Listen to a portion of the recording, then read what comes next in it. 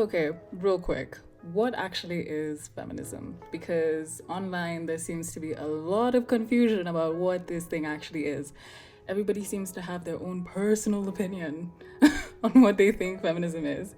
And it's not just vibes, but let me give you the actual definition. Feminism is a movement to end sexism, sexist oppression, and sexist exploitation. So, that's it. It's not just hating men, it's not girls are better, but it is a movement to end a system. What is a movement? And a movement is literally just people coming together to change something. And in this case, coming together to end sexism. When we talk about sexism, it's not just men are better than women, but instead, the belief that one gender should dominate another. This domination shows up everywhere. We see it in work, we see it in schools, we see it in families, we see it in politics, we see it in our economies. That is what we call patriarchy. And patriarchy is a big, scary word.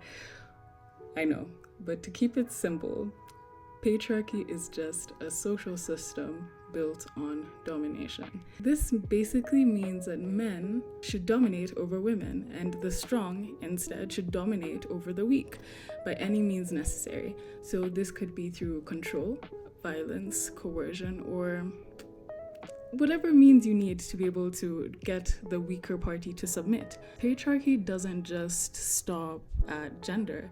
It shapes a lot of things. It shapes a lot of systems in our world because it becomes a frame of thinking, right? If you think that the strong should dominate the weak, then we start to see things like colonialism or imperialism or capitalism. So it's the same logic, it's the same structure and the same harm being perpetuated. Feminism isn't anti-men, it's more pro-freedom. And when it comes to the patriarchy, it hurts men too.